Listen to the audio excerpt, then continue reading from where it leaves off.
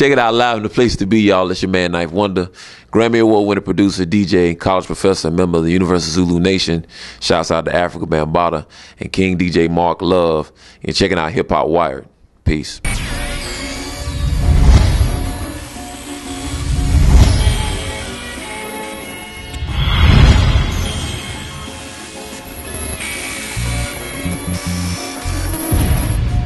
hiphopwire.com. It's Randy Roper here, and right now, man, I'm chilling with one of the dopest producers in the game ever, Knife Wonder. What's going on? Ever. Well, that's heavy for you to say that.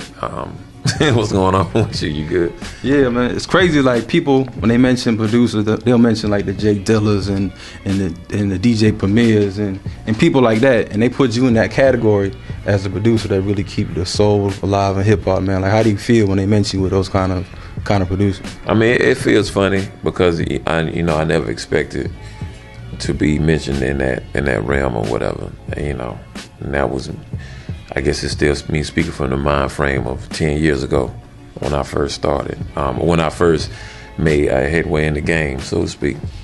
And I never thought that I would be mentioning those names or having a conversation with some of the people I've had a conversation with.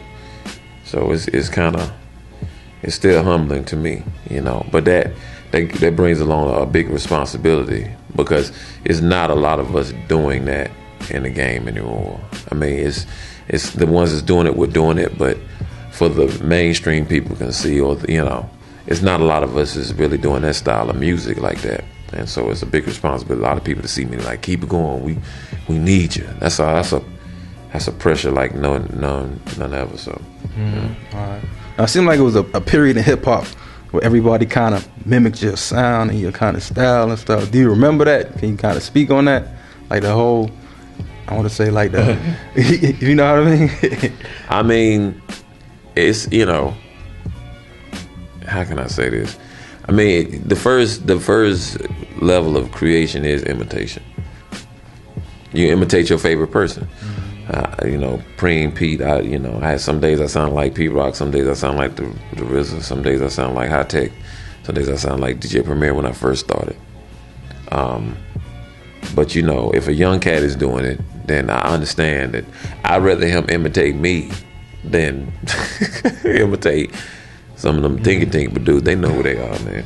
I mean, that's what I'd rather do. You know what I'm saying? Like, and there's no knock to any other kind of quote unquote production, man. But but I'm finding out now that it's a lot of producers, the producers that's in the game. Some producers are in the game that's kind of seeing what I'm doing, and doing that, and that's it can be looked at in two ways. They can be looked at as biting, but that can be looked at as paying homage. It can be looked at as, I see what you're doing, I'm learning from you. It can be looked at so many different ways.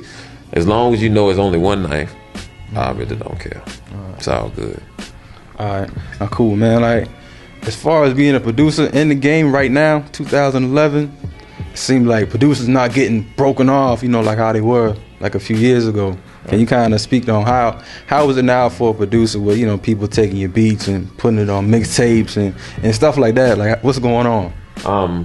And I was just thinking about this, before we even started. It's like, you just can't make records anymore. If you want to make a name in this game, I mean, you can make records and get your publishing check and move on to the next one and never make a name for yourself and just get your checks. But if you want to make a name for yourself in this game now, you got to have a story behind you. You know what I'm saying? I mean, it just can't be, I'm just doing records and that's it. And, it's just different. You got to have something behind you. You got to have a story. You got to have your own sound. You got to have your own label. Mm-hmm. You got to have your own artist. You got to have your own just experience. And the days of getting, a lot of, for some cats, $30,000, $50,000 beat checks. I mean, that's kind of drying up because so goes the record sales, so goes the game.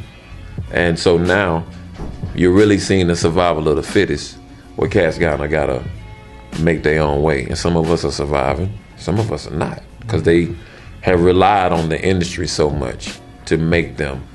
But the rest of us is like, okay, the industry's there, but for me, I got my own industry I'm doing. And so that's how I survived as long as I have, trying to create up opportunities for myself, and still keeping the love for the game. You know, so.